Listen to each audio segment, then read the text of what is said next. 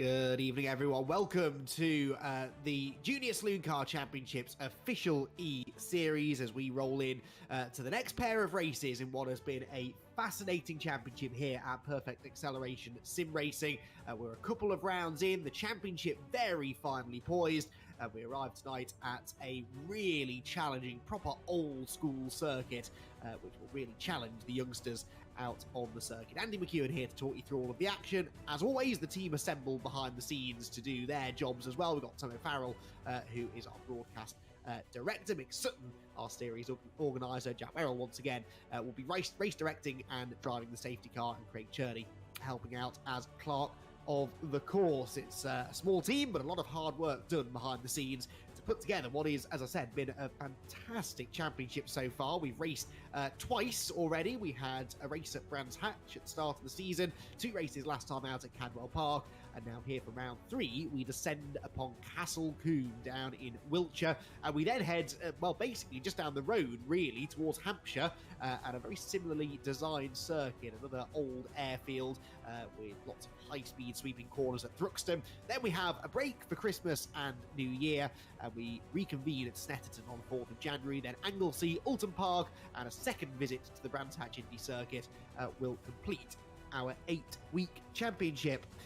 Well, it's a busy calendar. At the end of that season, we will have a champion, and that champion will receive free entry into the Junior Saloon Car Championship Scholarship for 2024, a true money can't buy prize. Second place in the championship will be receiving the PASR3 Sim Racing Rig, and our third place driver has a choice of either an MSI 32-inch gaming monitor or £200 cash. If they don't take the gaming monitor, I'm going to be dropping Mick Sutton a message to see if it's still going spare, because that's a fantastic prize for our third place driver. And each week we will vote for a driver of the round, the recipient of which will be taking home with them a pair of sim racing gloves, as given to us by our championship sponsors, 3M UK. So there, the prize is up for grabs. Who is the early favourite to grab the big one? Well, it's sort of narrowing down to a 3-way fight at the moment. Very early days, far too early really to say that, but we do have 3 drivers covered by just 4 points after 3 races. Kyle Felvis leads the way, Jordan Taylor second, and Nathan Williams, despite not winning a race yet, sits third in the championship. Kyle Felvis and Jordan Taylor, both race winners once so far this season, and looking to try and add to that winning tally if they can here tonight, but it's not going to be an easy thing to do, that's for sure. Last time out at Cadwell Park, by the way, Oscar Abracez was the winner of the second race, so 3 different winners from the 3 races that we've had so far, but still, people like Nathan Williams, Lewis Stannard, Luke Sintler, for example, Albert Henriksen Bell, Harley Connolly, they've all had flashes of pace, so has Levine Kishaw, and they could yet manage to get themselves onto the top step of the podium. So it'll be an interesting night if they want to try and get themselves into championship contention. Race wins really have to be the target here this evening. So that's how the championship standings look. We are already into qualifying here at Castle Combe. As I said, a real favourite circuit and mine, a great place to go and visit in real life, actually. There's always a big crowd on hand, a very knowledgeable crowd as well. But even in the sim racing world, it's a fascinating place to go racing. It's old school, as I said earlier on. What do I mean by that? Well, it's bumpy. It's reasonably wide, but not the widest circuit in the world, and certainly does not have a huge amount of runoff area around the edge of the circuit. The little runoff area there is just grass and then a tyre wall, and no tarmac runoff to protect you. We're going to get a brilliant bird's eye view of that now, though.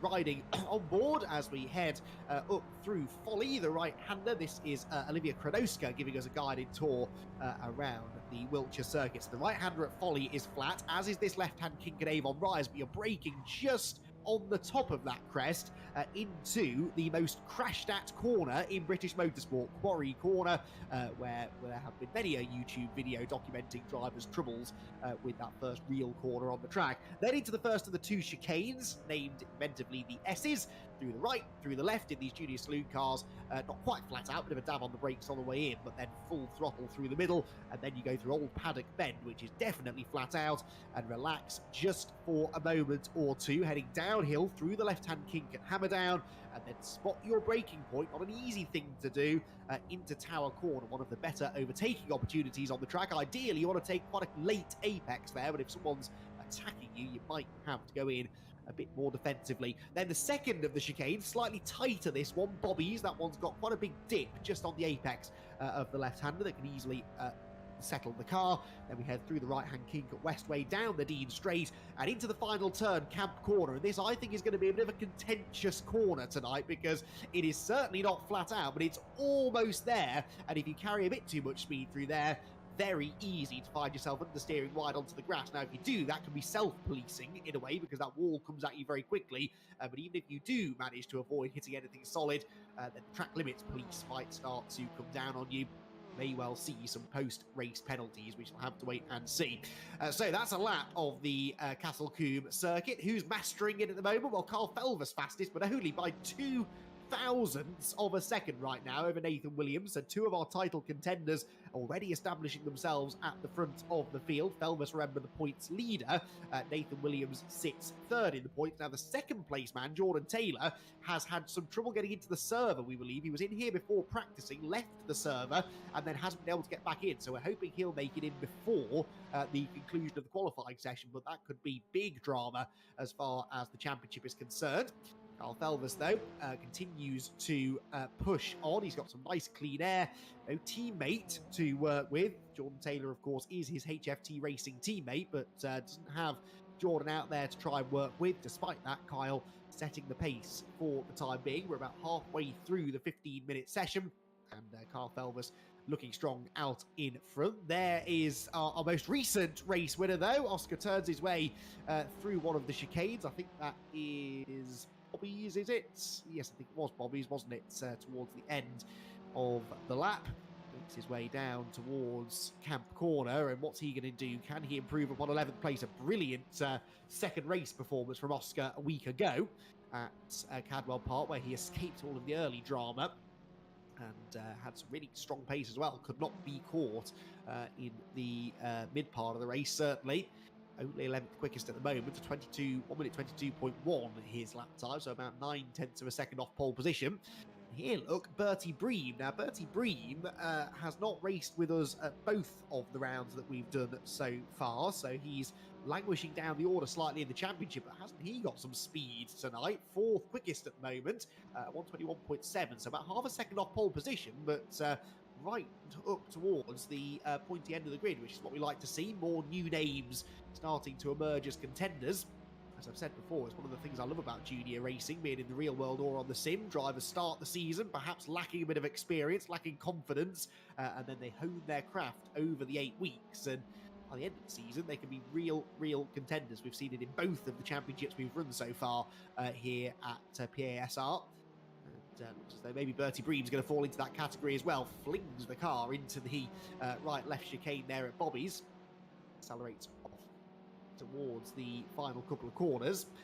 Bertie, I think, potentially on an out lap here, is he? Because he's not got any splits showing up on the screen. So I think Bertie Bream, yes, he certainly had a slow first sector anyway. Luke Sindler didn't have a slow first sector, though. Luke Sindler is personal best in Sector 1.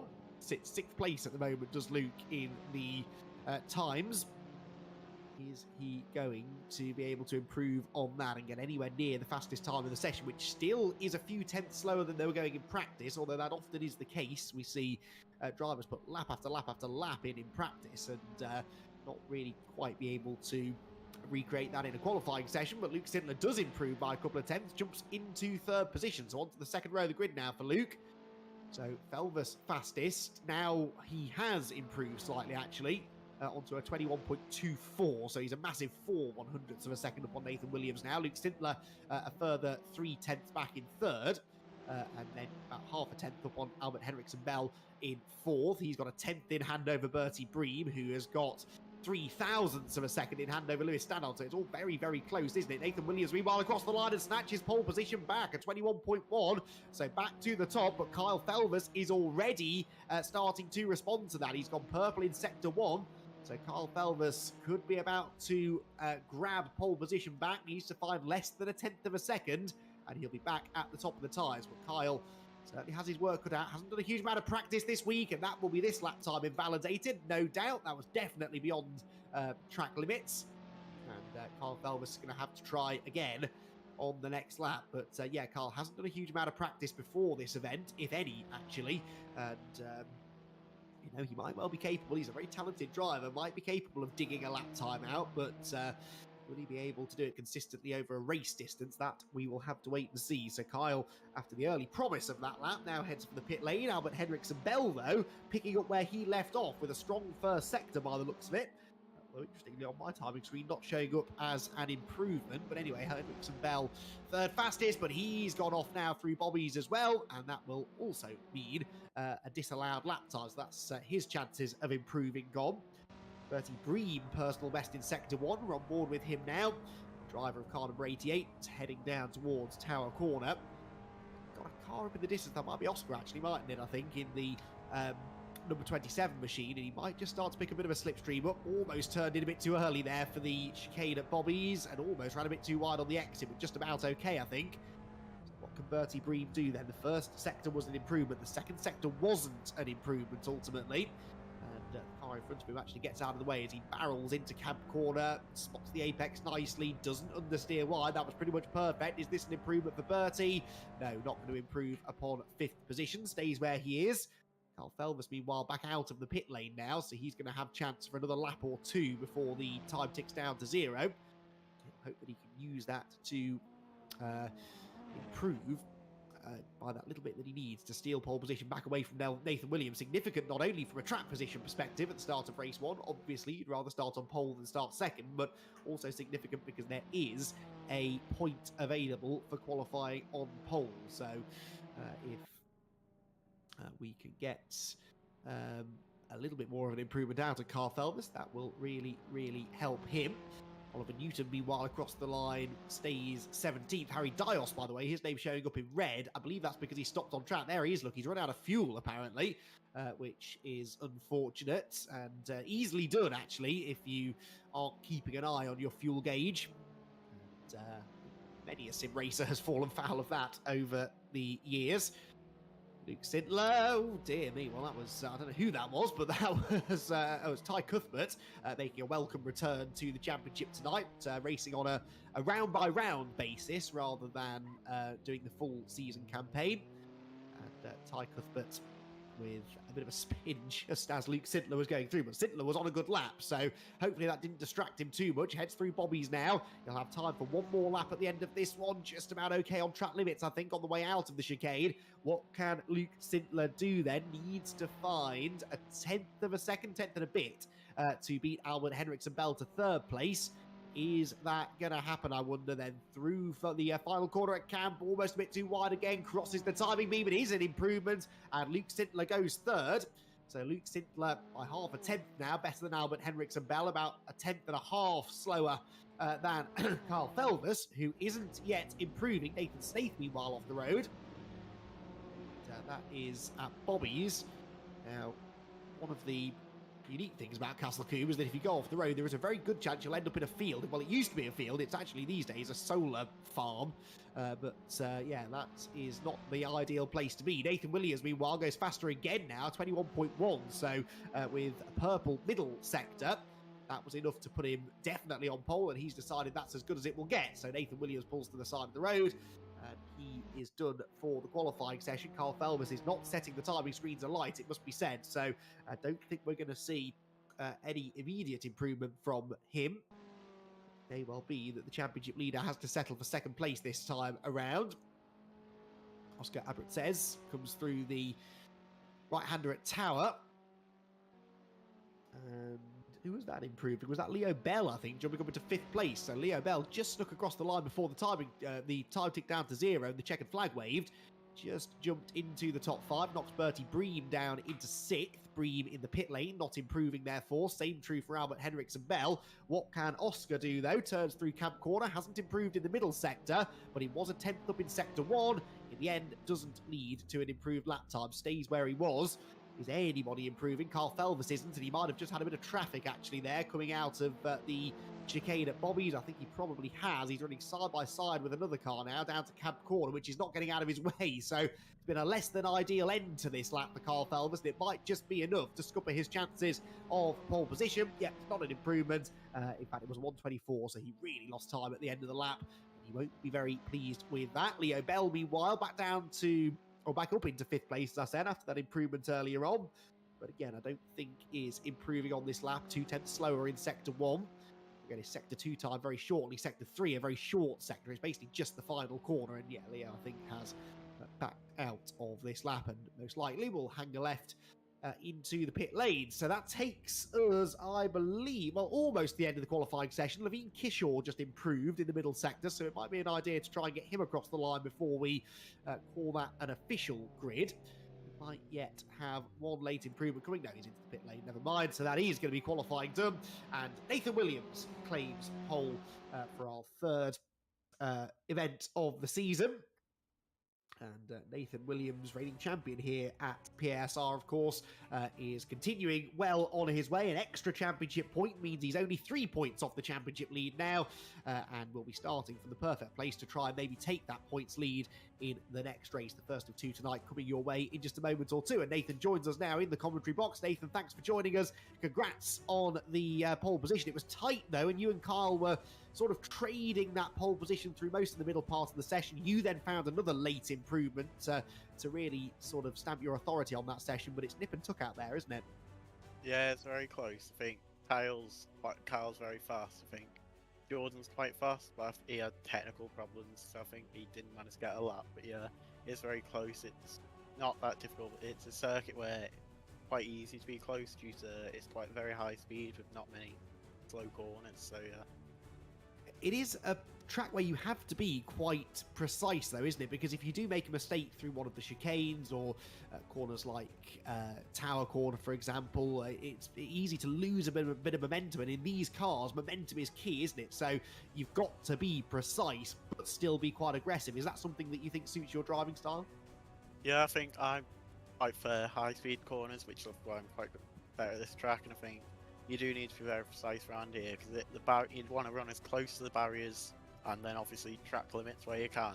And obviously, if you go slightly off or if you go slightly over track limits, that's your lap time deleted. And also, obviously, if you go slightly too close to the barriers, obviously that's your race ruined. So it's about very precise driving, but still trying to keep it as close to the limit as possible.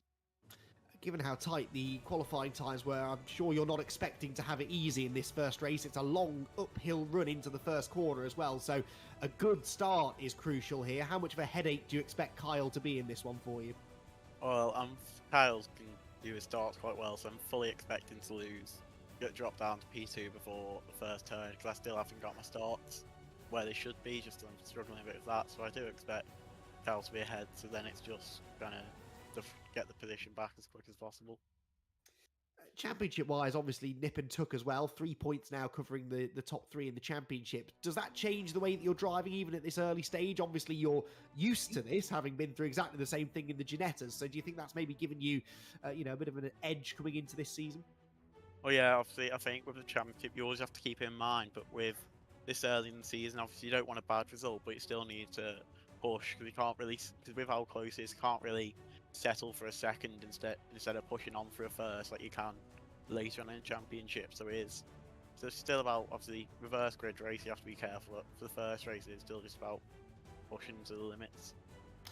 Indeed so. Well, Nathan, you've pushed pretty hard in qualifying, clearly. Hopefully you can keep that up in the race. It's going to be a great battle, I think, between the group of you at the front of the field. And we're hearing as well, Jordan Taylor has now joined the server, but he's going to be starting from the back. So there's going to be lots to enjoy in this one, Nathan. We'll let you go and finish your final preparations. Very best of luck. Thank you.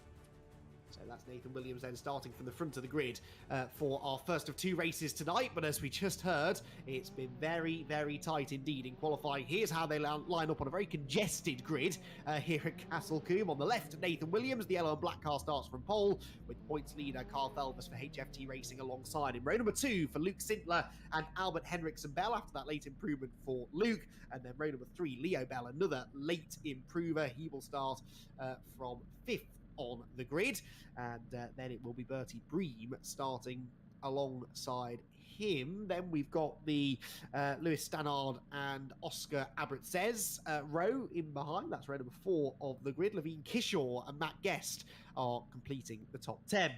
Row 6 for Harley Connolly and Hayden Gray. Then the 7th row shared by Ben Cordingley and Nathan Jensen. Row 8 for Jake Wardle and Oliver Newton. And the ninth row, Olivia Kronoska and Ty Cuthbert, who had that moment earlier on. And then right at the back of the grid, Jordan Taylor, second in the championship, some sort of technical issue keeping him out of qualifying. He will be one to watch for sure from the back of the grid. So HFT racing cars on the front and the back row of the grid. What is going to happen then in this fourth round, essentially, of the Junior Saloon Car Championships official E-Series? Nathan Williams on pole, Kyle Felvers alongside him, Luke Sintler and Albert Henriksen Bell sharing that second row of the grid. But Williams and Felvers, two of the early championship front runners. Don't forget, though, that Luke Sintler, third on the grid, is fourth in the championship, so he's not out of this by any stretch. 11 points only off the championship leader, so he will have his sights set on a race victory too. The red lights then are on, and our first race of two tonight here from Castle Combe about to burst into life. The lights are out, they're off and racing, and a very even start from both the front row starters. Bertie Breen didn't seem to get a great start there from the third row. He's getting swamped, but it is neck and neck between Nathan Williams and Kyle Felvers as they rush through Avon Rise and head towards the first big breaking point, really, up at Quarry Corner. This is the scene of drama, often in real life. Is it going to be any different in the sim? We'll find out in a moment or two. Jordan Taylor, I spotted there already slicing and dicing his way through the pack, and there's one car off just in front of him. Oliver Newton was off the road as well. That was Harry Dios, I think, going the wrong way. It is Nathan Williams who's got the lead out of Quarry for the first time, though.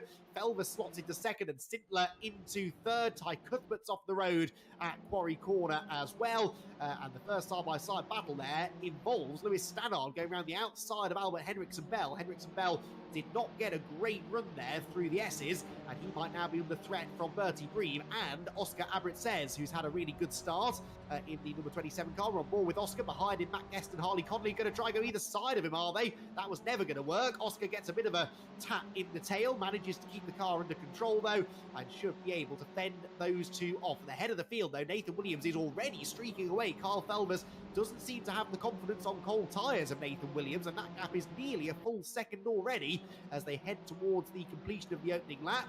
As for Jordan Taylor, 15 at the moment, but he has at least managed to avoid the worst of the early drama, and that is terrific news for one of our championship contenders.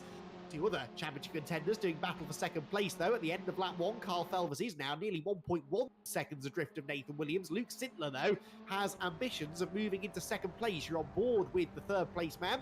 Fourth in the championship, like I said, set to gain perhaps here out of Jordan Taylor having a not so great race. And look at Felvers, could not get the nose of the car turned into Quarry Corner, and Sintler is now right on his rear bumper, almost pushing him actually down the straight towards the S's. Leo Bell has got a grandstand view of this now in behind. In fact, he almost gets a bit too involved there, nearly carried too much speed into the S's. I think we quite anticipated Luke Sintler breaking that early, but Luke had to break early because Kyle Felvers was right in front of him, and that's Jordan Taylor getting involved in some contact with Hayden Gray. And who was the other one involved? Was that Waddle, maybe? No, Nathan Jensen it was. A couple of others go off the road scattering as well, but Jordan Taylor was definitely a part of that. I noticed him going quite slowly on the grass. Olivia Kronoska drops behind him now, so I think she was delayed in all of that too. But Jordan Taylor, again, lucky to survive that, really, in 13th position as he tries to charge his way up through the field. But this is always the risk starting towards the tail end of the field. Meanwhile, Lewis Stannard defending 5th place and almost giving Bertie Bream a bit of a squeeze onto the grass. There is a squeeze on the way into Camp Corner. They're both going to be sideways, and Bream is on the grass. He's lost control completely, bang into the wall, and that is such a shame. Bertie Bream was not really left the space there that he wanted on the entry to the corner, and he found himself on the grass. And as the drivers have been pointing out before tonight's races started, the grass does not yield a huge amount of grip, so off the road he went.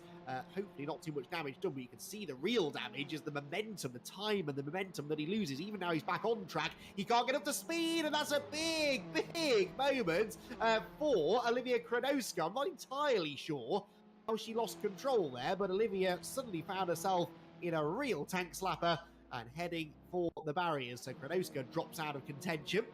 Further up the order, this is the battle going on at the back end of the top 10. Harley Connolly on the tail of Levine Kishaw, who's behind Matt Guest and Oscar Abritzes, and Lewis Stannard and Albert Henriksen Bell. This is basically 5th through to 10th, all locked together in a big line. And Harley Connolly thinking about having a moment, having a look at the inside of Levine Kishaw.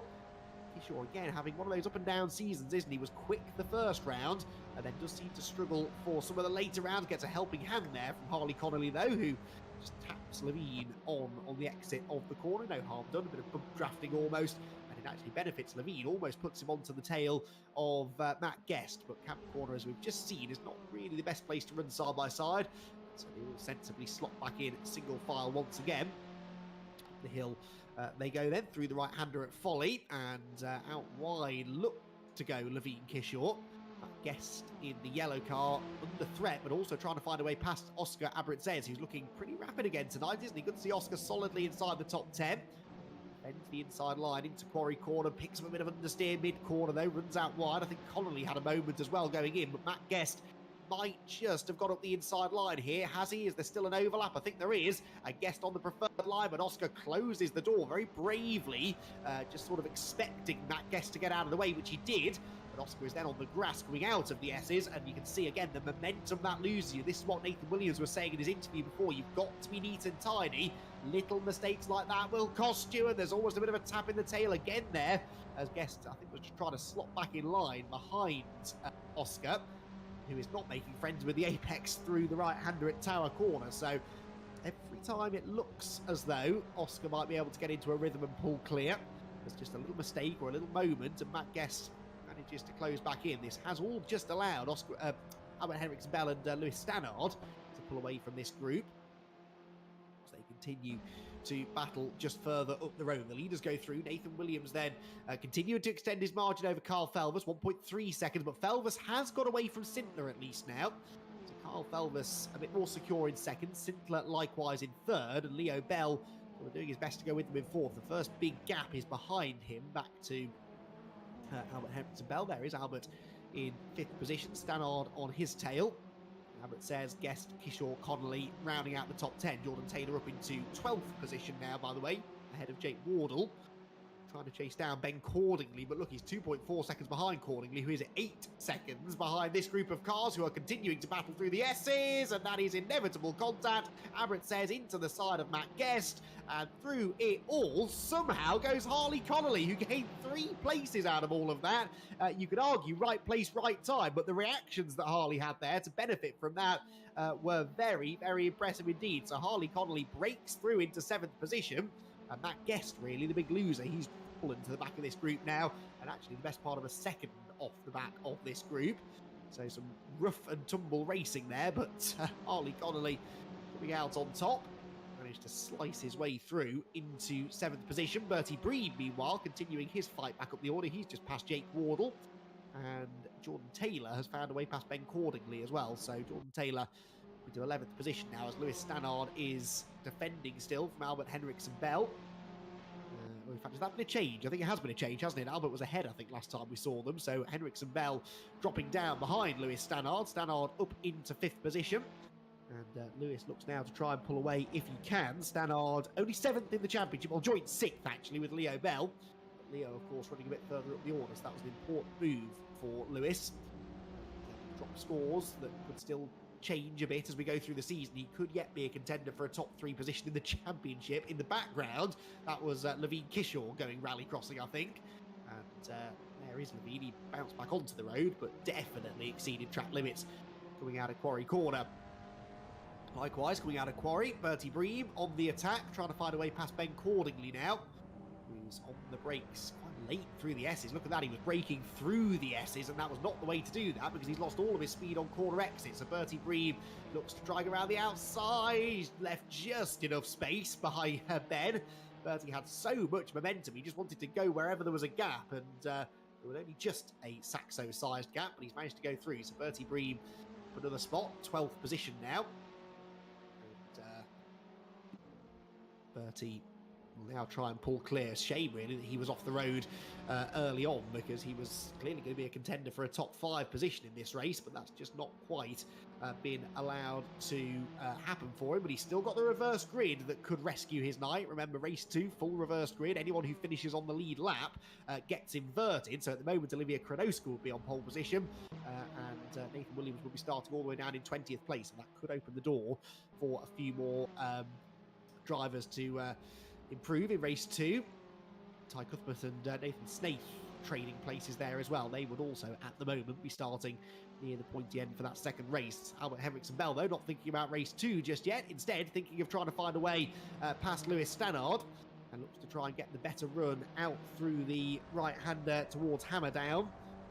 But, Albert Henriksen Bell on the grass, actually, heading in towards Tower Corner, not able to get alongside. Curb taken there by Stannard, and again you can see that benefited him on the way into the corner, but then he just slid a bit wide on corner exit. Be careful of these curbs, they're very inviting, particularly through the chicanes, but they aren't often the quickest way through. Now that's Harley Connolly going very slowly. What's happened here? Connolly had made that terrific progress up into 7th place. He's now going very slowly coming out of the S's and doesn't really seem to be massively picking up pace. We think he's made contact with the barrier that is on the inside apexes of the chicane, and he's heading for the pit lane with damage. That's a big shame. Harley Connolly, then, yeah, you can see he's turning the wheel and nothing's happening, so big steering damage, and he's crashed going into the pit lane. That's not ideal, so that means Jordan Taylor picks up another place amongst others, and Taylor now only 4.9 seconds behind Matt Guest. But interestingly, not really catching the group of cars ahead of Matt, is he? Not really lapping any quicker than them. So Jordan Taylor, I think, is going to be stuck at the back end of the top 10 in this race unless others have issues. So I don't know what the problem's been for Jordan. He wasn't slow in practice, in fairness, but yes, didn't exactly come into this race with the best of mindsets, did he? After having the technical issues before qualifying that prevented him from setting a lap. And can be difficult sometimes for a driver to put those issues to the back of their mind. Harley Connolly, by the way, is pitted, got the repairs done, back out onto the circuit again, so he's still on the lead lap, and that maybe puts Harley Connolly in a good position for race 2, actually, because he's likely to start right at the front of the grid now. So well worth repairing the car and getting back out there, even if you're going to be the best part of a lap down. As long as you stay on that lead lap, still eligible for the reversed grid pole position. Nathan Williams, meanwhile, started on the pole position for this race. He continues to lead the way, but on that previous lap was 0.3 slower than Carl Felvers. Carl Felvers just did a 1:21.0. Now, I don't think it was a legal lap because it's not showing as his fastest lap on the... Yes, he's confirmed now, did exceed track limits, but you can do that and get a warning. It's not an instant penalty. So as long as he's not been doing it too many times prior to that, then that's not a bad thing. And Kyle now starting to warm to the challenge, maybe. Looks to try and close in on Nathan Williams towards Tower Corner. Williams, the closer Felvers gets, the more nervy he might start to get. That Kyle's going to present a real challenge to him in this race. Remember, Nathan 3 points behind Kyle after the bonus point scored for qualifying on pole position. So if he were to win this race, he'd score 25 points, which would be 3 more than Kyle Felvers behind. There is a bonus point for the fastest lap in the race. And at the moment, that looks to be going to Nathan Williams, I would say. So he would actually be the championship leader by a point by my maths as it stands, because this won't be a drop score for either of these drivers. So important here. This is a genuine battle for the race lead and for the championship lead between these two. And Carl Felvers, again, on that previous lap, did manage to set a new personal best. And in fact, that is now a new fastest lap by about 100th of a second. He has gone faster than Nathan Williams has been. So that steals that extra point away from Nathan. So if the flag fell now, I think they'd be tied for the championship lead, but we still have 7 minutes of racing to go, and Carl Felvers is just inching closer and closer and closer to Nathan Williams. He gets within a second, he'll start to pick up a bit of a slipstream, and he will start to mentally feel like this is on. And Nathan Williams, of course, will be having the opposite feelings. He'll be thinking, oh no, I might be about to lose the lead here. HFT Racing Man is charging after him. Over the curbs through the S's. Careful not to understeer too wide, though, Kyle. You're flirting with disaster with these track limits. Such an easy circuit to exceed track limits at Castle Combe because it's fast, it's full commitment, and there are lots of corners like this one here at Camp where if you commit to the corner just a bit too fast, it doesn't become apparent until right on corner exit whether you're actually going to understeer out wide. Both of them doing it pretty perfectly that time, unlike Ty Cuthbert, who's been off up at quarry corner. Now, if he's at quarry corner, that means that there is a chance that we might get a few cars being lapped before the end of the race. That is Harley Connolly coming through. Not for position, by the way. He's actually fallen off the lead lap now. So Harley Connolly, I don't know whether he's been back in the pit lane again, but he has managed to fall off the lead lap now. So, yeah, he has fallen, officially speaking, anyway, a lap down. And that's perhaps going to affect his grid position for race number 2. Harry Dios, meanwhile, battling away with Hayden Gray. This is for 14th position. You might think 14th place isn't worth fighting for. Well, you still score points back here. You score points basically wherever you finish. As long as you finish the race, you will score championship points. And so Harry Dias might be thinking about the points particularly, just wants to try and finish as high up the order as he can, but he's certainly giving himself half a chance of gaining an extra place or 2 maybe, because Jake Wardle's only 1.6 seconds ahead of these 2. 13th place for Wardle, 14th Gray, 15th Dios.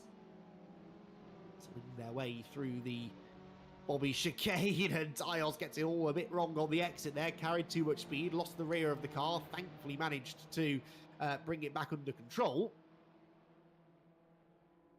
Head for Tower Corner with a bit more distance between them. Now, lead gap back out again because Nathan Williams has snatched the fastest lap back. That's Nathan Snaith, sorry, by the way, off the road.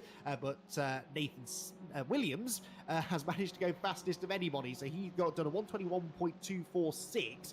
That is 7 thousandths of a second quicker than Carl Felvers. There is nothing to choose between these two.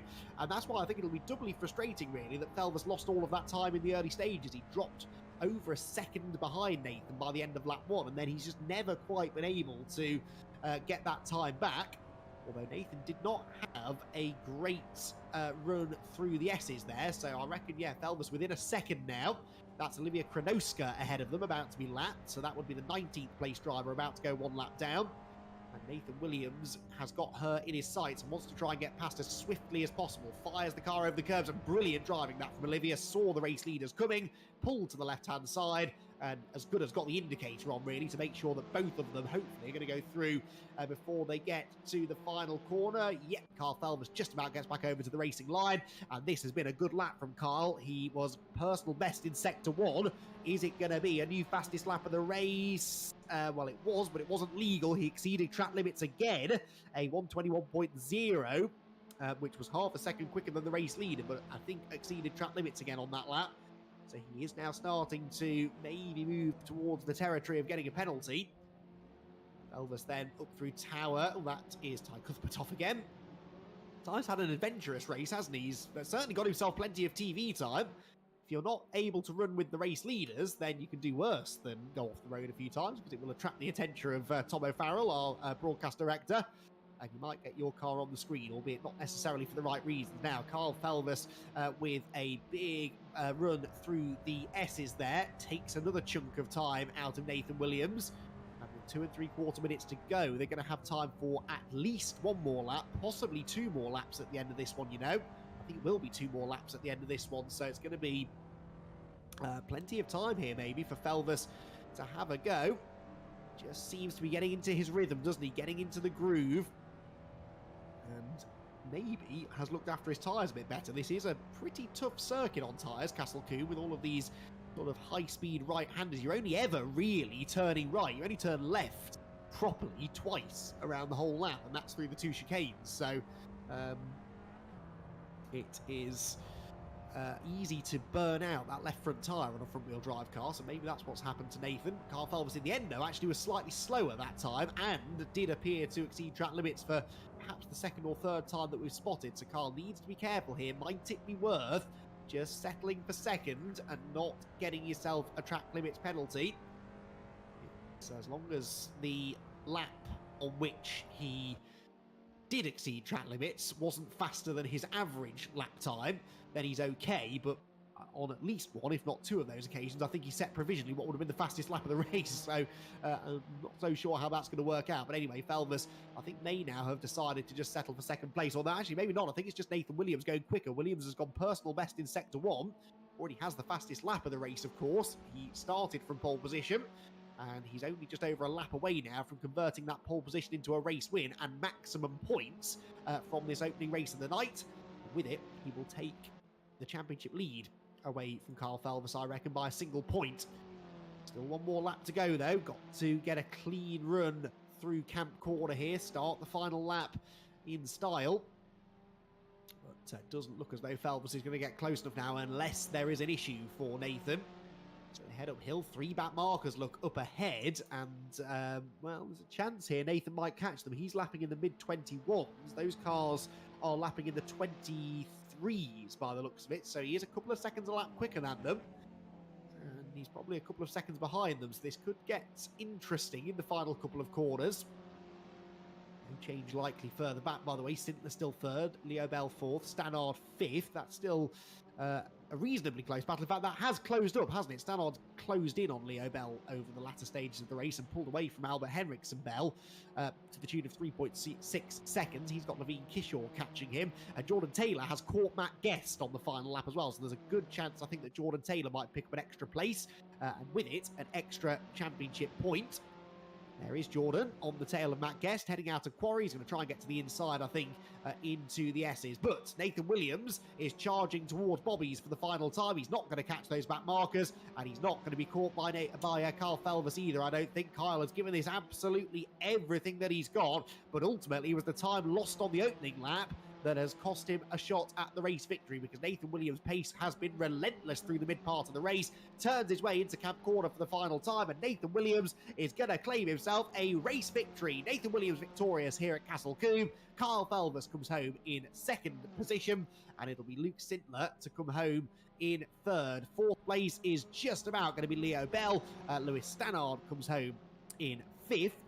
With Albert Henriksen Bell still just ahead of Levine Kishore, I think, but that's going to be a close run thing. Yes, Henriksen Bell gets 6th place, Kishore 7th, Abrat says is 8th, and Matt Guest is going to fend off Jordan Taylor, who himself was being caught by Bertie Bream. So Bertie Bream, what a shame he had that off early on, because he was one of the fastest drivers on track in that race, and he would have been very interesting to watch from the front of the grid. Of course, he will be starting a fair few places ahead of the race 1 podium finishers for race number 2, won't he, with that reverse grid? Aidan Gray here just fending off Jake Wardle as they come to the line. Harry Dios will be one of the stragglers, but it's Nathan Williams who gets the race victory. Carl Felvis comes home in 2nd place, and Luke Sintler will complete the podium finishers. After another very exciting race. We've not had a dull one yet, really, in this championship, and I don't think we're going to either, because we've got a really good group of drivers at the front who are all capable of lapping within a few thousandths of a second of each other. We've seen that a few times this season, no matter what track it is that we go racing at. It's always very, very close in the front end of the field. So drivers make their way down to the pit lane, and that means that we are able to have a chat with our top 3 finishers. And for the second time this evening, we can hear from Nathan Williams, who started the evening as a pole sitter and ends the first part of it as a race winner as well. Nathan, pretty much a perfect run there. A lights to flag victory. You got the fastest lap as well, I think, en route. But Kyle, despite dropping away a bit in the early stages, he was coming back at you there mid-race. Were you worried at all that he might get there? Obviously, there's always the thing of whether he can keep that pace up. I think track limits are such a big thing here, so towards the middle part, you'd leave in like a bit more on the table, about a tenth or so on the table, going through the chicanes, because you want to avoid track limits, because only doing it 3 times with a 5-second penalty of how close the Luke was, that right up until the end, that would have dropped me down to P3, so obviously you want to be careful of track limits. Yeah, got to be careful of those track limits, and Kyle was certainly pushing hard to try and catch you, taking a few risks in that regard, but for you, looked like a fairly risk-free race. Obviously, race 2, you won't have that same luxury, but at least you've got those points in the bank now. You've got yourself a race win at last as well, so game on for the championship here. I reckon you might even be a point in front now, so got to be satisfied with how things are going so far. Yeah, obviously, first race win of the season, obviously. Would have preferred for it to happen 2 rounds ago, but it's taken a while, but I've got there, and obviously championship lead is very good. So I think this race, it's just about trying to make weight my way up the field as much as possible. Obviously, Jordan's got a great chance here. Obviously, he's starting mid-grid now compared to me and Kyle, so I think it's going to be difficult to catch him. So I think it's just try and keep out of any first lap crashes that happen, and from there work your way up. Well, that sounds like a good plan. Nathan, best of luck for race number 2. Congrats, though, on a perfect opening race of the night. And fingers crossed you can keep that going later on. Thank you. Nathan Williams victorious. As we heard, though, he had Kyle Felvers coming at him pretty hard in the middle part of the race. Kyle, you were pushing. Definitely, we could see that you were pushing there, trying desperately to catch him. But it just looked like you lost time on lap 1, and from there was just never quite able to regain it. Yeah, for sure. I don't really know what I was doing at the start of the race, to be honest. We had a lot of pace, and we found it towards the end of the session, but first few laps, I sort of just, I don't know what I was doing. Well, I was about to ask you what happened at the start of the race. I don't think I'm going to get an answer, am I? But that aside, decent pace, and I know you've not done a huge amount of practice this week either, so all things considered, satisfied with second place or a little bit frustrated? Yeah, no, definitely second place is good. I mean, everyone else had been practicing most of the week. I jumped in tonight and started practice, so to get second, it's definitely good, and we know we have good pace, so we're just going to try and use that in the reverse grid and wait for the carnage and try and get around it. Well, that's something you've always excelled at, actually, isn't it? Making progress through the reversed grid. Do you think that maybe that's where your big advantage might lie as the season goes on? Yeah, I mean, with the slower cars, it's a lot more tricky. I think I'm more suited in the quicker cars for reverse grids, but yeah, the slower cars, it's a lot easier to be taken out. It sounds strange, but because everyone's going so slowly and they're close together, it's just a lot more scary and a lot easier to get taken out. Well, hopefully that doesn't happen to you, Kyle. Very best of luck for that second race, and well done on starting the evening with a podium. Thanks, Andy. And finally, Luke Sintler, third place finish there. And Luke, fairly quiet race for you in the end. Talk us through it from your perspective. Yeah, it was a quiet race for me, to be honest. I was just trying to keep it clean and avoid any track limit penalties or anything like that. And just try and keep the distance from the car behind, and also trying to close in on the car in front. But obviously, it was quite difficult for me. Yeah, they can be frustrating races, those, can't they? Where you're sort of racing the stopwatch as much as cars around you. You're looking forward now to a chance to get your elbows back out again in race 2? Yeah, I'm looking forward to race 2. I just got to keep it clean again, like last race. Hopefully make a few places through the pack to see what happens. Yeah, got to be on your toes early, haven't you, to try and make that early progress. Luke, we'll let you go. We're less than a minute away now from starting race 2, but congratulations. Good to see you back on the podium. Yeah, thank you. So, they were your podium finishers from our first race of the evening. We'll wait and see what race 2 has in store for us, though, because it's only a few moments away. What it does have in store for us is a full reverse grid, and look who turns up on the front of the grid, Harley Connolly. So Harley Connolly was, in the end, eligible for pole position, and I think has a real shot at getting a race victory here. He's got Ty Cuthbert alongside him. Olivia Kronoska and Nathan Snaith will start from row number 2. Then it's Oliver Newton and Harry Dios, Jake Wardle and Hayden Gray, with Ben Cordingley and Bertie Bream. Keep an eye on him. Actually, Bertie Bream starting 10th and Jordan Taylor starting 11th. Two very, very quick drivers. Then it is Guest and Abrit Says with Levine Kishore 14th, Albert Henriksen Bell 15th, Lewis Stannard 16th, Leo Bell 17th, and then the top 3 from race 1 start 18th, 19th and 20th. Luke Sintler, Carl Felvers and Nathan Williams respectively, with Nathan Jensen at the back of the 21 car grid. So the first race was entertaining. The second race, I can guarantee, will provide more of the same. Red lights are on. Who's going to lead them up the hill towards the first corner? It's time to find out. Good start made from, by the way, it looks like Jordan Taylor there, mid-grid. He went to the inside 4 wide and is charging up the order. Brilliant start there from Jordan Taylor. Just what he needed after the race 1 disappointment. You're on board with him. There's a gap, just about. And just like that, he's broken through into the top 5 already. That was full commitment, and he might be in the podium places by the time they get to Quarry Corner. He's still finding gaps on the inside line, although this is where things could get tricky. Late on the break, slips up the inside. That is Matt Guest round the outside. There's contact further back. One car's got around, and Nathan Williams has got involved as well. Williams is off the road, so the race 1 winner in strife already. Bertie Bream, Leo Bell, Luke Sintler, Albert Henriksen Bell, plenty of others involved in that at Quarry Corner. That is kind of what we expected, I think, going through that particular corner in a reversed grid race. But it is Harley Connolly who has held onto the lead at the front of the field. The safety car is scrambled. I don't think we've had a reversed grid race without a safety car yet this season. And at Castle Combe, that does not change. Drama aplenty. But Nathan Williams will be quite grateful, I think, for the safety car coming out, because he had got himself involved in that. Hopefully hasn't got too much damage, but if he has got damage, he could conceivably pit, get it fixed, and come back out and catch up to the tail end of the safety car queue. As for Kyle Felver, so he's 8th. So Kyle Felver, who wasn't feeling hugely confident, I don't think, was he, about his prospects of surviving the reversed grid today? Well, he's worked his way up into 8th position already, and of course the safety car bunches everyone ahead of him back together. Connolly then leads the opening lap. Nathan Snaith in 2nd position. Matt Guest 3rd. Jordan Taylor 4th. They started together, remember, and they both came through the field. Guest went around the outside of everybody. Taylor went on the inside of everybody. And they both came out 3rd and 4th, respectively. Harry Dios 5th. Olivia Kronowska 6th. Hayden Gray 7th. Carl Felvers 8th. Jake Warden 9th. And Ben Cordingley... now goes 9th, but I think he is 10th. Yes, there we go. Hadn't slowed down quite enough for the safety car. Then it's Lewis Stannard, Oscar Abrett-Says, Nathan Jensen, Nathan Williams, then Levine Kishore, Oliver Newton, Ty Cuthbert, Albert Henriksen Bell, Luke Sintler, and Leo Bell. So a few quick drivers who are at the back of the field will be very happy to see the safety car out on track.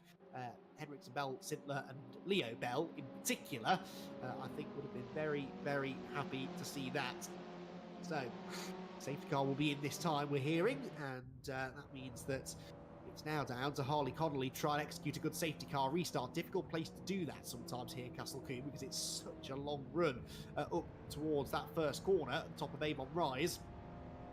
And easy for the cars behind to get a bit of a run, but Connolly will be feeling quite good about this, I think. He'll have one eye on Jordan Taylor, I'm sure, further back, but hopefully he's going to be able to execute a good restart, and he'll be hoping Jordan Taylor gets sort of caught up battling with Snaith and Guest for a bit and maybe allows Harley to escape. Harley's got Snaith sort of hunting around inside of him. Now, that was a bit of a messy restart. It's worked well for Connolly, but those behind seem to get a bit caught out by that. There's been a bit of overtaking, and you're not allowed to overtake before the timing line. There are plenty of positions changing, and we were nowhere near the timing line, so I fear that might lead to a few more penalties. And actually, Carl Felvers was one who I think got ahead of Hayden Gray before they got to the line. But anyway, Harley Connolly's gone 1.2 seconds up the road before they get to the top of the hill, and he's starting to look very strong as long as he doesn't get himself in any trouble for accelerating and slowing down there as the safety car restart was undergoing. There's drama at Quarry again. That was Abrett-Says sideways. Jake Wardle's off the road,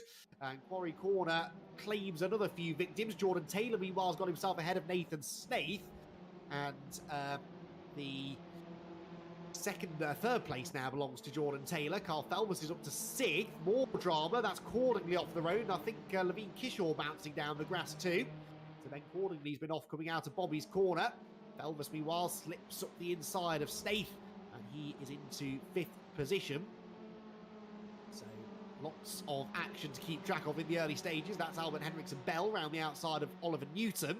And bringing with him Leo Bell, actually, who I think is going to gain a place there too. Around the outside, nicely done. And Oliver Newton starting now to slip down the order. Harley Connolly, though, 1.7, 1.8 seconds now up the road. There's Nathan Williams, by the way, and he is into 7th place, would you believe? So having been involved in the Turn 1, Lap 1 accident, all of a sudden Nathan Williams is back through into 7th place. So Williams really looking strong here. Up the road, Carl Felvers is up the inside of Harry Dios, and that will be for 4th position. Felvers is going to slip through.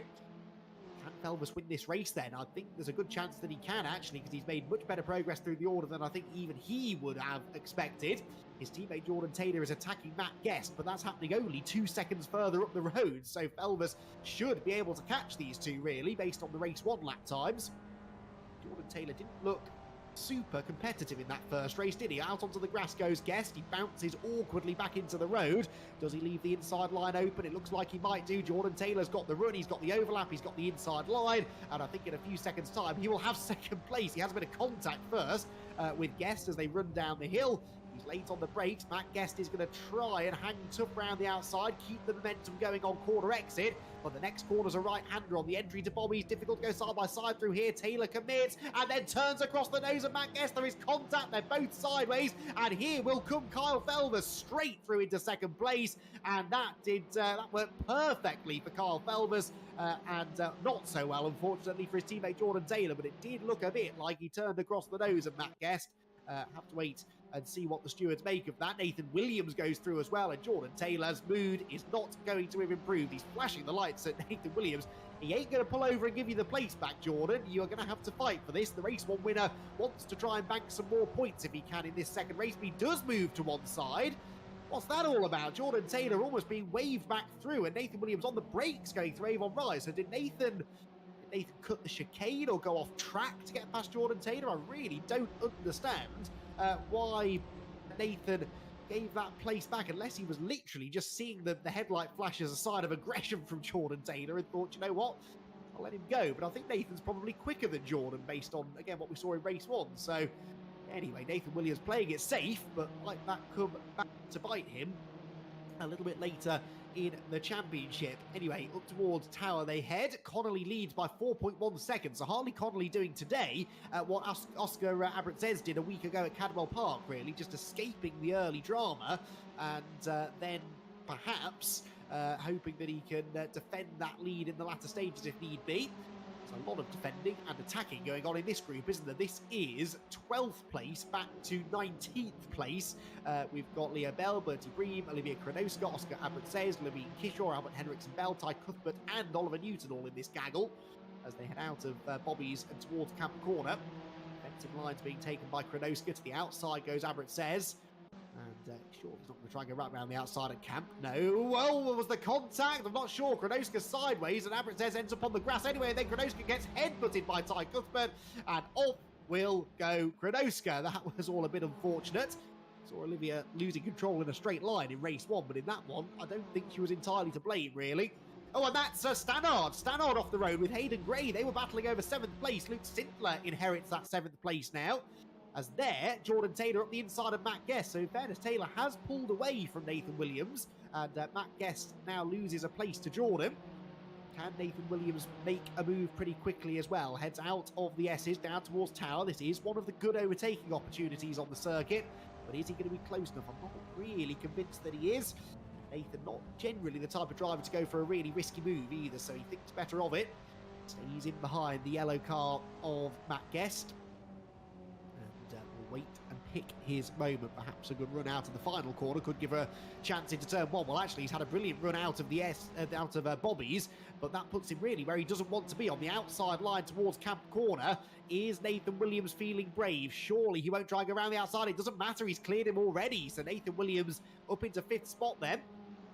Wide, definitely exceeding track limits, but you do it once and you'll be all right. You've just got to make sure you don't do it too often and that you don't beat your average lap time when doing it, which I doubt Nathan did there. In fairness, Carl Felvers, meanwhile, fastest lap, and he's taken over a second out of Harley Connolly already. 2.9 seconds now, the lead gap. And who was that? That was Harry Dios off the road. Dios had been running in 3rd place, but he's just exited stage left heavily into the barriers at Quarry Corner, and then rejoins right in front of a group of cars. He doesn't really know which way to go, does he? Nathan Jensen goes around the outside. Nathan Snaith will pass him. Bertie Bream might have a go as well on the way into the S's. Yes, he does. Goes to the inside line, and Bertie Bream slips past Harry Dios too. Not sure what happened there. Jordan Taylor was closing in on Harry to have a go at him, but I don't know whether he got close enough to attack by that point or not. Anyway, Jordan now into 3rd. Nathan Williams 4th though. So Dios locked up, we're hearing, so it wasn't any contact, did it all by himself. This then, the fight for 3rd place, and Nathan Williams' plan, if that was his plan, is working out pretty well actually. Jordan Taylor making progress, but Nathan going with him. But they are 3 seconds behind Kyle Felvers. That's the gap worth watching now, I think. Can they catch Kyle? I think maybe their best shot at catching Kyle Felvers is if Kyle catches Connolly, and then they start to battle away. So 22.1 that was, wasn't it, for Jordan Taylor, which was fractionally quicker actually than Kyle Felvers ahead, who was only about 8 thousandths of a second quicker than Connolly. So actually the top 3 or 4 are all doing pretty much identical lap times that time around. And now Nathan Williams looks a bit racier, doesn't he? Looks like he's maybe got the pace over Jordan. Certainly has closed right in onto his rear bumper, hasn't he, there, up through Quarry Corner, on board with the championship leader. Head for the S's. And the long right-hander at Old Paddock Bend, then into Hammer Down. The braking zone for Tower Corner looms. Just getting confirmation, by the way, from the official points table that yes, Nathan Williams is 1 point clear of Carl Felvers, who is then 10 ahead of Jordan Taylor. So crucial, really, that Jordan manages to bounce back. That will, of course, have become a drop score for Jordan Taylor, I would imagine. Drop either of your two lowest individual scoring races now. A slight tweak to the drop score system, as out wide goes Leo Bell after a brilliant opening race. Things not going quite to plan in race 2. Leo Bell slips down into 15th spot. Leaders across the line, and that time around Felvers was over a second quicker than Connolly, 1.3 seconds faster that time, and quicker than Jordan Taylor and Nathan Williams behind, as Bertie Bream gets up the inside of Nathan Jensen. Bream has been in trouble early on in both of these races, but has put together a couple of spectacular moves and has looked very, very quick across both races. And I have to say, is a potential candidate for driver of the race, driver of the round, actually, just because anything that has gone wrong for him doesn't seem really to have been his fault, really. Just sort of managed to make some good overtakes, pick his way up through the order. So Bertie Bream then up into 9th spot. The lead gap, though, has come right down. Oh, that's Nathan Snaith off the road. Not sure what's happened there, but there is the lead gap. Well, it isn't really a gap anymore, is it? Carl Felvers is there. He's caught Harley Connolly. And 0.6 of a second is all that now stands between Carl Felvers and a second victory of the season. We've had 4 races so far, because that second race at Brands Hatch, remember, was null and void after the safety car issues. So we've had 4 races and 4 different race winners so far. Can Kyle Felvers double up for the first time? Towards Quarry Corner then. Another new fastest lap there for Kyle Felvers as he closed in and now sees a mistake made by Harley Connolly. Connolly runs wide. Kyle flashes the headlights immediately. Way to kick a man when he's down, Kyle. Harley Connolly already feeling the heat. That headlight flashing business, it might not work on a more experienced driver, but Kyle Felvers knows that there's a chance it could distract Harley. He's had a good run there out through Old Paddock Bend, and surely Kyle Felvers is now teeing up a manoeuvre down into Tower Corner. Towards the right-hander they're about to go. Does he jink to the inside line? No. Sensibly thinks better of it. Carl's got plenty of time here. He's clearly quicker than Harley. He's more consistent than Harley. And he's got 6 minutes to make a move and 3.4 seconds back to Jordan Taylor, who's not catching him. So there's no threat from Taylor here. So Kyle can just bide his time. Wait for a clean and clear, obvious opportunity. One HFT car applying the pressure, the other one very much receiving it. That's Jordan Taylor desperately trying to hang on to 3rd place. A podium finish is the minimum, really, that he'd like to take out of tonight. And Nathan Williams wants to try and get back on the podium for a second time, like Kyle Felvers is doing. Remember, 1 point between those two at the moment. And Kyle Felvers knows that if he can win this race and Williams is off the podium, looks likely, actually, because Taylor and Williams aren't catching Connolly, then that would really benefit Felvers. That benefits Felvers as well, because Connolly got it all wrong through Quarry, massively outbraked himself, and in the end, it's going to be made relatively easy for Kyle, who sweeps through into the race lead, and with still just over a quarter of the race to go, Felvers has come from the back end of the top 20 on the grid to the lead of the race. He really does excel in these reverse grids. I know he says that in these low-powered cars, it can be very easy to get caught in someone else's drama. He has avoided that, though, and he's clearly made his way through to the front of the pack. Brilliant driving this from Carl Felvers. Connolly, a bit unlucky, really, with the damage that he sustained in race 1, and he'd driven very well in that first race as well. Until that point, it was this part of the circuit at Bobby's where it all went wrong for him. Now he just needs to try and keep his head down and keep that gap to Jordan Taylor, which has crept down slightly through all of that. There goes Bertie Bream, by the way, another place gain now, 8th position for Bertie. And Bertie Bream, as I say, he's been a real highlight of the evening for me, watching Bertie. Every time we cut to him, he's on the attack, he's making places, he's making overtakes. And all the ones I've seen so far have been very, very clean. He's had brilliant pace in clean air as well. Whether or not he can catch Matt Guest and Lewis Stannard, I'm not so sure. That's, no, not within track limits, definitely. Can we off the final turn? But, Bertie Bream pushing hard to try and close that gap. 4.5 seconds, that might be a bit of a tough ask over 4 minutes, but keep an eye on it as we head into the closing stages of the race. So, through the right-hander they go. And through the right-hander and Old Padded Bend go Jordan Taylor and Nathan Williams.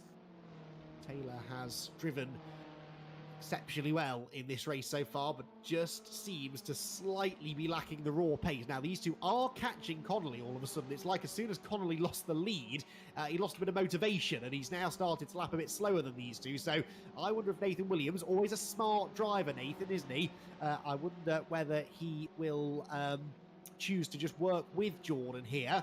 Well, the answer appears to be no. He's pulling to the outside of Taylor into the final corner. He wants to try and move through and then chase after Connolly himself. Takes the wide line into Camp Corner. That's going to give him the better exit. That was really clever driving that from Nathan Williams. He's got the overlap and he's got the inside line as we head up through towards Avon Rise. He's been given a bit of a squeeze there by Taylor, but that's all right. Nathan keeps his foot in it, takes 2 wheels on the grass, but that just lost him some momentum, actually. Jordan Taylor gets back across in front, so rough defensive driving there from Taylor, but it does fend off Nathan Williams. Taylor goes in defensive into Quarry, though. He's outbraked himself. He's run wide, and it might matter little now because Williams is back to the inside again. And again, Taylor comes over and just gives him that little knock, which robs him of all of his momentum. So, oh dear, Jordan Taylor not making friends out there, and Nathan Williams is doing his best to make this pass cleanly. Jordan Taylor is making that a very, very wide Citroen Saxo. Now, can Williams get the run through Hammerdown and maybe have a go into Tower Corner? There'll be 1 lap to go at the end of this one. I do still fear that by battling there, they've cost themselves a shot at catching Harley Connolly really now, but I don't really think that matters too much to these two. Oh, and Williams into the back of Jordan, and again, that really did more harm than good for Nathan, actually. And Jordan Taylor earlier on the brakes there than Williams was expecting, and that's really dropped him back now. So all of a sudden that battle put on ice. Jordan Taylor 1.8 seconds behind Harley Connolly, but with, well, actually time for 2 more laps, isn't there? Because they're lapping in the 21s, so there's 2 more laps to go. And Nathan Williams will have time still to catch Jordan Taylor, who on that previous lap did a lap time 3/10 quicker than Harley Connolly, and that was with the battling. Now he's got away from Nathan Williams again. I wonder whether he can still catch him. Nathan Jensen, meanwhile, heads up the hill. And Nathan Jensen sits in 10th position behind Hayden Gray. Bertie Bream is 8th, but is catching Matt Guest, isn't he? He's only 2 seconds behind him now, so Bertie Bream is flying. He's in the 121s. He did a 121.6 that last lap. That was quicker than Carl Felvis for Bertie Bream on the previous lap. He's the fastest man on track right now. I don't know what he's been doing about track limits, but he's going very quickly regardless. And Bertie Bream is looking supremely quick. He's been very exciting to watch.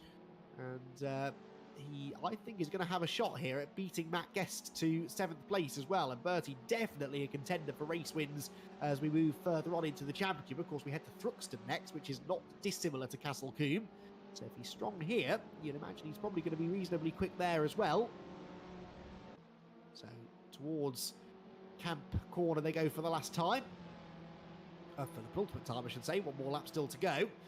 And another good lap there from Jordan Taylor, a 21.7, quicker than Harley Connolly by about 0.8 of a second. So that gap is under a second now. At this rate, they're going to be together at the end of the final lap. Here they come, look, over Avon Rise, 1 lap to go. And Jordan Taylor charging in, and that's going to help him because Connolly's outbraked himself again at Quarry, and all of a sudden Taylor's going to be there, and he's going to have some momentum. Headlights ablaze. Connolly moves to the inside line to defend, and Jordan Taylor will try and go right round the outside of it, which he does. Terrific driving. Parks it on the apex. No, not quite. Connolly gets the switchback, and where is Nathan Williams? Williams is surely gaining on the pair of them now because they both lost momentum out of the chicane. So brilliant reading of the situation there from Connolly. He knew that Taylor had gone in a little bit too hot, and that was going to open the door for a switchback on the exit. So as long as Harley doesn't make any more mistakes, he might just have enough in hand now, because Jordan Taylor suddenly is a bit more preoccupied with what Nathan Williams is doing behind him than he is trying to find a way past Harley Connolly. This all going on though. 5.5 seconds adrift of Kyle Felvers, who heads towards the final corner now and is well on course to claiming a second victory of the season, the first driver to do so far this season. The flash of the headlights confirms how happy he is. Another victory for Kyle Felvers, and Harley Connolly, second place. Fantastic driving that from Harley. He was really unfortunate in race 1 not to get the result that he deserved, and in race number 2 he's managed to claim it. Third place then for Jordan Taylor, fourth Nathan Williams, with Luke Sintler 5th, Lewis Stannard in 6th, Matt Guest 7th, Bertie Breen in 8th, 9th place Hayden Gray, and Nathan Jensen completes the top 10. But a fantastic race that was. Brilliant charge there from Felvers up through the order. Harley Connolly managing to somehow hang on to second place. Jordan Taylor having to settle for third. He does at least get himself on the podium, but yeah, that was a frustrating night, I think, really, for Jordan Taylor. A night that promised much, really, but in the end didn't quite deliver. The last few stragglers then making their way across the line, but we've already got our podium finishers starting to filter through into the commentary box, so we can... Oh, hang on, that's... oh dear, Oliver Newton and Ty Cuthbert banging doors on the way to the line. So even though they were only fighting over 18th place, which, by the way, Cuthbert got over Newton, that was a very, very physical moment through the final turn. Olivia Kronoska, the last of the cars home, and we do now have our 3 podium finishers in the box, and we'll begin with Kyle Felvers. Kyle Felvers, well done on the race victory there. First driver to claim 2 victories this season, and that really all came down again to the progress that you made in the early stages. I know you were saying it's tricky in these reverse grid races in these cars to survive, but survive you did. Yeah, definitely. I think with that, a lot of experience came into play there. I think lots of drivers trying to go for moves that are a bit too aggressive right at the start, and that's what causes collisions. And then just looking around you all the time, making sure you know exactly where everyone is, that definitely helps. Just so you can get through the pack, and that's exactly what we did. Once things settled down, obviously we had the safety car and then a bit of action on the restart, but at what point did you start to think, oh, okay, yeah, race win could be on here? Yeah, definitely. I mean, you're looking at the people in front of you and you're sort of thinking, yeah, you know the pace of those people, so you're just trying to pick them off one by one as you go through. But yeah, the restart, it was a bit, I think the stewards will definitely be looking at it, but yeah, after that we just got our heads down, got some good pace, and we went on from there. And that second victory puts you back provisionally anyway into the championship lead. It's going to be one of those seasons, I think, where the championship lead trades hands a couple of times, but 3 rounds in now, how confident are you feeling that you can bring this one home? Yeah, I mean, we're only on the 3rd round, so there's a long way to go. Ask me that question a few more rounds in and I might have an answer for you, but right now it could go anyone's way still. I'll hold you to that, Carl. Very well done, though. Great to have you back on the top step of the podium. Another really solid night. Well done. Cheers, Andy. So Carl Felvers then gets the race victory and some more championship points, but he had to work hard to catch Harley Connolly, who was in the lead for much of that race, and Harley joins us now. Harley, really tough race that for you. I'm sure you were disappointed to lose the lead, but what a brilliant drive that was to hold on to second place. Yeah, I'm bloody buzzing right now. I didn't really expect that one, especially after race 1 where it didn't go to plan really, but I'm over the moon with that. I've got to touch on that first race, actually, Harley, because I really was impressed with the way you drove. You made a similar move through that chicane, actually, in the first race to the one you made at the end of race 2. Disappointing that it didn't quite go to plan. What exactly happened? Because we didn't actually see where you lost your time. I just drove like a bit of a mug and drove into a barrier, and then I had to pit, and it just sort of went downhill from there. But I knew I'd get pole for race 2, so I was just looking to that, and thankfully it paid off. And talk us through that last lap then in race 2, because obviously you had Jordan and Nathan both catching you. Jordan made a good move, it seemed, around the outside, but just overcooked it through the chicane, and you were on your toes to get back through the gap. It was some really good driving. Yeah, I knew he was behind me, and then I made a mistake. I took it too wide through the first proper corner, and then he got that run on me, got past me. I was like, I really want this bloody P2, so I sent a stupid move, and it worked out, and it wasn't so stupid. And it paid off, thankfully. So yeah. Certainly not stupid. Brilliant racecraft, I thought. Actually really read the situation well, and you got a well-deserved podium finish. Are you confident that you can carry that momentum over to Thruxton now? I hope so. I like Thruxton, so it's a good, similar track to this one. It's good fun, so I'm looking forward to it.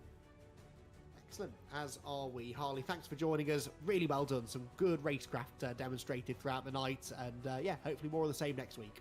Cheers, Andy. And our final podium finisher, Jordan Taylor, joins us now. Now then, Jordan, I don't really know where to start. Your night has not gone to plan, has it? We didn't see you out in qualifying. I'm guessing you had some sort of tech issue that kept you on the sidelines? Yeah, about 3 minutes before qualifying, my monitor decided to go black.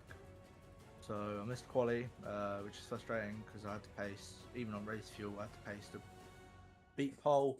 So if I had quali fuel in, there's another 2 attempts there, which is frustrating. But it is what it is. That's what you get for racing in the sim, I guess. Well, yeah, you're always a danger, I suppose, isn't it? In much the same way that mechanical issues can be a danger in real life racing, I suppose, but it is frustrating. You put that behind you, though. It was a solid first race, managed to make some good progress through the order, and then I guess you knew, really, race 2 was going to be your chance to shine. Yeah, I mean, race 1, I'm frustrated. I know everyone, P10 from last isn't bad, but lap 1, I avoided all the incidents, and then when people who've just come on and not done any practice all week ask you for their setup and stuff, decide to go 4 wide for or 3 wide for a chicane, like, it's never going to work. And I've tried avoiding it and I've come out the worst with damage everywhere. So trying to drive in that race 1 to get a decent position for the start of race 2, it was like a crab. So yeah, race 2 I knew I'd be around the mid pack. If I got a good start, I could get up to top 5 by T1. I done that and then went to overtake Matt. I got past him. I don't know what he was doing, to be fair. I think he either outbraked himself or he tried outbraking me to stick his nose to go up the inside. Who knows? And I've just had the unluckiest night of my sim racing, let's call it career, but sim racing experience ever, to be fair. Well, look, Jordan, all things considered, you've still banked some points. You've got drop scores that will help you, hopefully. So you're not out of this just yet. And if that's as bad as it gets, then, you know, could have been a lot worse, really, couldn't it? And next week's a new week. Thruxton, a very similar kind of track. So are you looking forward to just sort of bouncing back next week, clean slate, just forget this one ever happened? No, I've got PTSD at Thruxton. I do not like that track for numerous reasons, and if you watch season 1, you all know why. But I'm more annoyed because I was looking forward to this track tonight. It's one of my favourite tracks because I go to college quite near it, and I'm basically there most days. So I just wanted to do well here because it would have been quite nice. But yeah, Thruxton, I'm not looking forward to because we all know what happened last time. Well, look, it's an opportunity to right the wrongs of the last time we raced there, maybe, Jordan. I hope that your luck improves next week. But thanks for coming and having a chat with us, and well done on at least getting onto the podium in race 2. Thank you, Andy.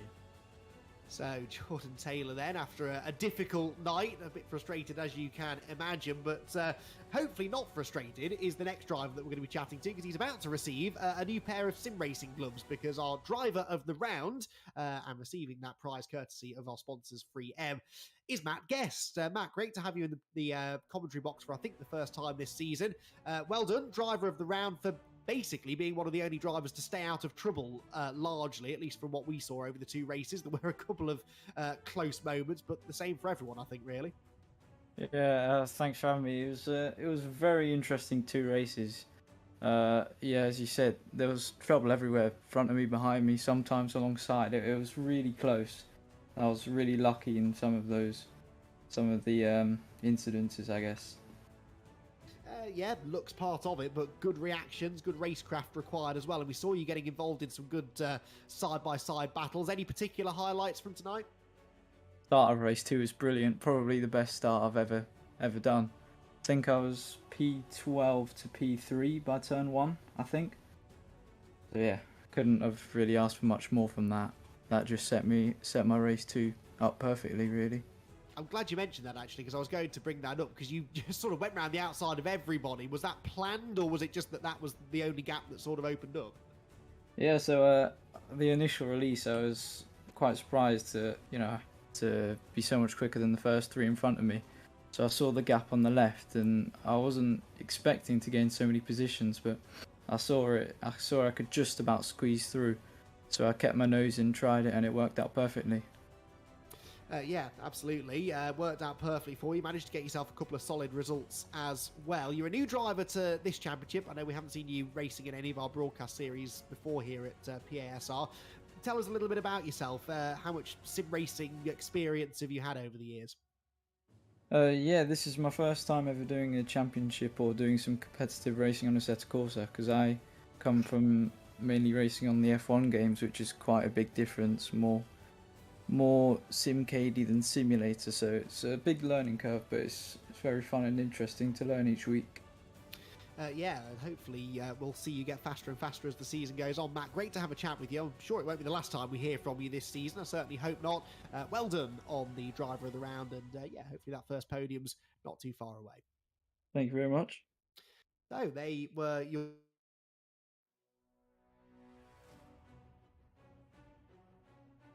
fantastic pair of races tonight. Castle Combe delivering on the drama, as it always seems to do. And I'm sure that Thruxton will do the same again as we have our little early Christmas treat next week. We'll reach the halfway point.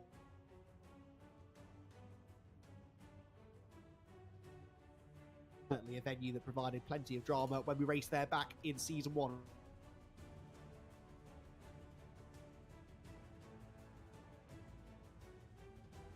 Big thanks, as always, to the team here at Perfect Acceleration Sim Racing. We're all excited to get back and do it all again next week. We hope you'll join us too. But for now,